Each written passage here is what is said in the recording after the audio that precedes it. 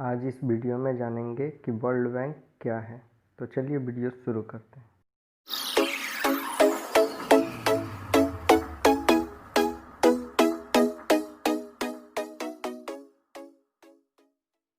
World bank के वर्तमान अध्यक्ष जेम्स वोल्फेंस हैं। What is world bank?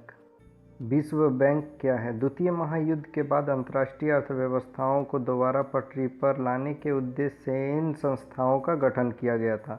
विश्व बैंक ऋण देने वाली एक ऐसी संस्था है जिसका उद्देश्य विभिन्न देशों की अर्थव्यवस्थाओं को एक व्यापक विश्व अर्थव्यवस्था में शामिल करना और विकासशील देशों में गरीबी उन्मूलन के प्रयास करना है।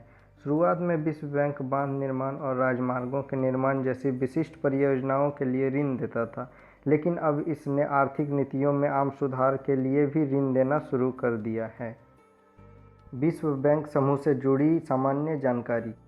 अंतर्राष्ट्रीय पुनर्निर्माण और विकास बैंक और अंतर्राष्ट्रीय मुद्रा कोष की स्थापना एक साथ वर्ष 1944 में अमेरिका के न्यू हैम्पशायर में ब्रेटन वुड्स सम्मेलन के दौरान हुई थी। ये दोनों संस्थाएं ब्रेटन वुड्स की संस्था है। ब्रेटन वुड्स सम्मेलन को आधारिक तौर पर संयुक्त राष्ट्र मौद्रिक और वित्तीय सम्मेलन के रूप में जाना जाता है। 22 जुलाई 1944 तक 44 देशों के प्रतिनिधि इस सम्मेलन में शामिल हुए थे। इसका तत्कालिक उद्देश्य द्वितीय विश्व युद्ध और विश्वव्यापी संकट से जूझ रहे देशों की मदद करना था। अंतर्राष्ट्रीय पुनर्निर्माण और विकास बैंक को ही विश्व बैंक कहा जाता है। इसका मुख्यालय अमेरिका की राजधानी वाशिंगटन डीसी में है। विश्व बैंक संयुक्त राष्ट्र से जुड़ी एक अहम संस्था है और यह कई संस्थाओं का समूह है, इसलिए इसे विश्व बैंक समूह भी कहा जाता है।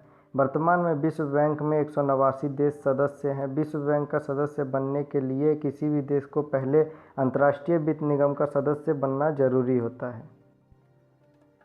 वर्ल्ड बैंक एंड IMF दोनों में अंतर। विश्व बैंक नीति सुधार कार्यक्रमों और परियोजनाओं के लिए ऋण देता है, जबकि अंतर्राष्ट्रीय मुद्रा कोष केवल नीति सुधार कार्यक्रमों के लिए ही ऋण देता है। इन दोनों संस्थाओं में एक अंतर यह भी है कि विश्व बैंक केवल विकासशील देशों को ऋण देता है, जबकि अंतर्राष्ट्रीय मुद्रा कोष के संसाधनों का इस्तेमाल निर्धन राष्ट्रों के साथ साथ धनी देश भी कर सकते हैं। इसका मुख्य उद्देश्य सदस्य राष्ट्रों के पुनर्निर्माण और विकास के कार्यों में आर्थिक सहायता देना है।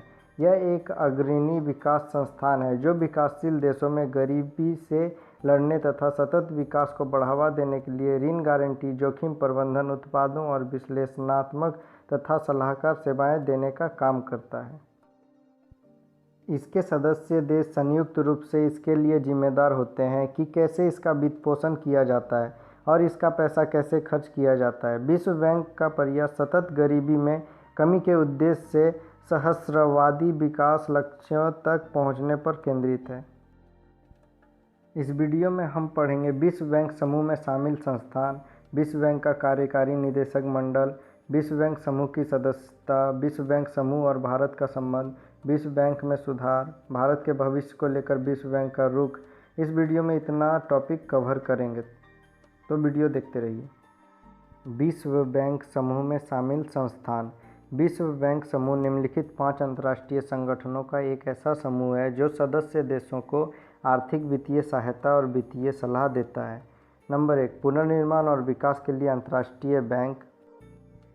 IBRD की स्थापना वर्ष 1944 में हुई थी और वर्तमान में इसके 189 सदस्य हैं। IBRD का उद्देश्य मध्यम विकास वाले देशों को और ऋणग्रस्त गरीब देशों में ऋण गारंटी और गैर उधार सेवाओं के माध्यम से सतत विकास को बढ़ावा देना है, जिसमें विश्लेषणात्मक और सलाहकार सेवाएं शामिल हैं। IBRD उन सदस्य देशों के स्वामित्व में है जिनकी मतदान शक्ति देश की सापेक्ष आर्थिक शक्ति के आधार पर इसकी पूंजी सदस्यता से जुड़ी हुई है।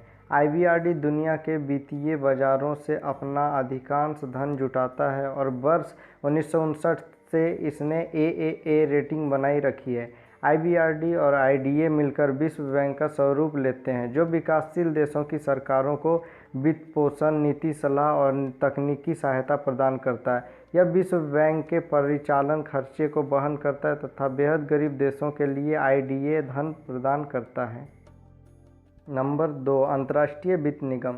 वर्ष 1956 में स्थापित IFC 184 सदस्य देशों के स्वामित्व में है, जो सामूहिक रूप से नीतियों को निर्धारित करता है। यह 100 से अधिक विकासशील देशों में उभरते बाजारों में कंपनियों और वित्तीय संस्थानों को रोजगार सृजित करने का, राजस्व जुटाने, कॉरपोरेट प्रशासन और पर्यावरण प्रदर्शन में सुधार करने तथा उनके स्थानीय समुदायों में योगदान करने में सहायता देता है। यह विकासशील देश में विशेष रूप से निजी क्षेत्र पर केंद्रित सबसे बड़ा वैश्विक विकास संस्थान है। IFC अंतर्राष्ट्रीय पूंजी बाजार में ऋण दायित्वों को पूरा करने के माध्यम से लगभग सभी ऋण गतिविधियों के लिए धन जुटाता है। वर्ष 1989 के बाद से IFC ने अपनी AAA रेटिंग बनाए रखी है। यह आमतौर पर 7 से 12 साल की परिपक्वता वाले व्यवसायों और निजी परियोजनाओं को ऋण देता है। इसके द्वारा किए जाने वाले निवेशों के लिए समान ब्याज दर की नीति नहीं है। IFC अंतर्राष्ट्रीय लेन देन के जोखिम को कम करने के लिए अपने वैश्विक व्यापार वित्त कार्यक्रम के माध्यम से 80 से अधिक देशों में 200 से अधिक अनुमोदित बैंकों को व्यापार भुगतान दायित्व की गारंटी देता है। 3 नंबर, अंतर्राष्ट्रीय विकास संघ IDA की स्थापना वर्ष 1960 में हुई थी और वर्तमान में इसके 173 देश सदस्य हैं। IDA विश्व बैंक का वह हिस्सा है जो दुनिया के सबसे गरीब देशों की मदद करता है। 173 शेयर धारक देशों द्वारा प्रतिबंधित IDA का उद्देश्य आर्थिक विकास को बढ़ावा देना, असमानताओं को कम करना और लोगों की जीवन स्थितियों में सुधार के लिए अनुदान प्रदान करना है। यह दुनिया के 75 सबसे गरीब देशों में बुनियादी सामाजिक सेवाओं हेतु सहायता प्रदान करने वाला सबसे बड़े स्रोत में एक है। इनमें से 39 अफ्रीका में है। IDA रियायती शर्तों पर ऋण देता है, अर्थात यह शून्य या बहुत कम ब्याज शुल्क लेता है और पुनर्भुगतान 30 से 38 वर्ष तक किया जा सकता है, जिसमें 5 से 10 साल की छूट अवधि भी शामिल है। यह समानता, आर्थिक विकास, रोजगार सृजन, उच्च आय और बेहतर जीवन स्थितियों को समर्थन करते हुए सहायता प्रदान करता है। प्राथमिक शिक्षा, बुनियादी स्वास्थ्य सेवाओं, स्वच्छता, स्वच्छ पानी, कृषि, व्यापार, जलवायु सुधार, बुनियादी ढांचा और संस्थागत सुधारों के लिए IDA सहायता करता है। नंबर 4, निवेश विवादों के निपटारे के लिए अंतर्राष्ट्रीय केंद्र। वर्ष 1966 में स्थापित ICSID का एक स्वायत्त अंतर्राष्ट्रीय संस्था है। ICSID अभी समय एक बहुपक्षीय संधि है जिसे विश्व बैंक के कार्यकारी निदेशकों द्वारा तैयार किया गया है ताकि बैंक के निवेश को बढ़ावा देने के उद्देश्य को आगे बढ़ाया जा सके। इसका प्राथमिक उद्देश्य अंतर्राष्ट्रीय निवेश विवादों के सुलह और मध्यस्थता के लिए सुविधाएं प्रदान करना है। अधिकांश देशों ने अंतर्राष्ट्रीय निवेश संधियों और कई निवेश कानूनों और अनुबंधों में निदेशक राज्य विवाद निपटान के लिए एक मंच के रूप में ICSID की मान्यता दी है। इसका नेतृत्व महासचिव द्वारा किया जाता है, जो कि कार्यवाही के लिए तकनीकी और प्रशासनिक सहायता प्रदान करता है। इसके महासचिव को पंचायत न्यायाधिकरण या सुलह आयोग का गठन करने का अधिकार है। अधिकांश मामलों में न्यायाधिकरण में 3 मध्यस्थ होते हैं, निवेशक द्वारा नियुक्त, राज्य द्वारा नियुक्त और दोनों पक्षों के समझौते पर नियुक्त। बहुपक्षीय निवेश गारंटी एजेंसी। 12 अप्रैल 1988 को विश्व बैंक समूह के नए सदस्य के रूप में MIGA की स्थापना की गई। कानूनी तौर पर अलग और आर्थिक रूप से स्वतंत्र इकाई के रूप में व्यवसाय के लिए खोली गई। MIGA में 179 देश सदस्य हैं। MIGA को विकासशील देशों में गैर वाणिज्य जोखिमों के खिलाफ निवेश बीमा के सार्वजनिक और निजी स्रोतों के पूरक के लिए बनाया गया था। यह ऋणदाताओं और निवेशकों को युद्ध जैसे राजनीतिक जोखिम के खिलाफ सुरक्षा प्रदान करने का काम करती है। इसका उद्देश्य विकासशील देशों में विदेशी प्रत्यक्ष निवेश को बढ़ावा देना है ताकि आर्थिक विकास में मदद मिल सके, गरीबी को कम किया जा सके और लोगों के जीवन को बेहतर बनाया जा सके। MIGA का संगठन विकासशील देशों में गैर वाणिज्य जोखिमों के खिलाफ निवेश और बीमा के सार्वजनिक और निजी स्रोतों के पूरक के तौर पर किया गया था। इन जोखिमों में मुद्रा की अनिश्चितता और हस्तांतरण प्रतिबंध, सरकार का विघटन, युद्ध, आतंकवाद और नागरिकरण गड़बड़ी, अनुबंध का उल्लंघन तथा वित्तीय दायित्वों के निर्वहन से भटकाव स्थिति आदि शामिल है। विश्व बैंक का कार्यकारी निदेशक मंडल। विश्व बैंक समूह के 4 संस्थानों का प्रतिनिधित्व करने वाले कार्यकारी निदेशकों के 4 बोर्ड हैं। इंटरनेशनल बैंक फॉर रिकंस्ट्रक्शन एवं डेवलपमेंट, अंतर्राष्ट्रीय विकास एजेंसी, अंतर्राष्ट्रीय वित्त निगम और बहुपक्षीय निवेश गारंटी एजेंसी। इन बोर्डों में काम करने वाले कार्यकारी निदेशक आमतौर पर समान होते हैं। कार्यकारी निदेशकों के ये बोर्ड विश्व बैंक समूह के सामान्य संचालन के लिए जिम्मेदार हैं और सदस्यों का प्रतिनिधित्व बोर्ड ऑफ गवर्नर्स द्वारा किया जाता है। बोर्ड ऑफ गवर्नर्स उन्हें सौंपी गई है सभी शक्तियों का उपयोग कर सकते हैं। इन बोर्ड्स के 24 कार्यकारी निदेशक होते हैं और एक अध्यक्ष होता है। हाल ही में अमेरिकी राष्ट्रपति डोनाल्ड ट्रंप प्रशासन के अधिकारी डेविड मालपास को विश्व बैंक के 13वें अध्यक्ष के तौर पर चुना गया। विश्व बैंक के कार्यकारी बोर्ड ने आम सहमति से उनका चयन किया। विश्व बैंक का सबसे बड़ा शेयरधारक इसके अध्यक्ष का नाम प्रस्तावित करता है। अमेरिका विश्व बैंक का सबसे बड़ा शेयरधारक है और यही कारण है कि अब तक इसके सभी अध्यक्ष अमेरिकी ही रहे हैं। विश्व बैंक समूह की सदस्यता। IBRD के आर्टिकल्स ऑफ एग्रीमेंट के तहत बैंक का सदस्य बनने के लिए किसी भी देश के पहले अंतर्राष्ट्रीय मुद्रा कोष IMF में शामिल होना अनिवार्य है। IBRD की सदस्यता मिलने पर ही IDIFC और MIGA की सदस्यता मिलती है। ICSID में सदस्यता IBRD के सदस्यों के लिए उपलब्ध होती है, किंतु जो IBRD के सदस्य नहीं है लेकिन party of international court of justice के सदस्य हैं, उन्हें ICSID प्रशासनिक परिषद में आमंत्रण पर अपने सदस्यों को 2/3 वोट का समर्थन मिलने पर ही सदस्यता दी जाती है। विश्व बैंक समूह और भारत ब्रिटेन वुड्स के किए गए समझौते के मूल हस्ताक्षरकर्ताओं में से एक था, जिसने इंटरनेशनल बैंक फॉर रिकंस्ट्रक्शन एवं डेवलपमेंट और अंतर्राष्ट्रीय मुद्रा कोष की स्थापना की। भारतवर्ष 1956 में IFC और 1960 में IDA के संस्थापक सदस्यों में भी शामिल था। भारत जनवरी वर्ष 1994 में MIGA का सदस्य बना। भारत ICSID का सदस्य नहीं है। इसके पीछे भारत का यह तर्क है कि ICSID कन्वेंशन निष्पक्ष नहीं है और इसके नियम विकसित देशों के पक्ष में झुके हुए हैं। ICSID में केंद्रीय अध्यक्ष विश्व बैंक का अध्यक्ष होता है। अध्यक्ष मध्यस्थों की नियुक्ति करता है। यदि मध्यस्थ से जुड़े निर्णय संतोषजनक नहीं होते हैं तो असंतुष्ट पक्ष एक पैनल से अपील करता है, जिसे ICSID द्वारा ही गठित किया जाता है। इसमें भारतीय अदालतों द्वारा निर्णय की समीक्षा किए जाने की कोई गुंजाइश नहीं होती, भले ही उसका निर्णय सार्वजनिक हित के विरुद्ध हो।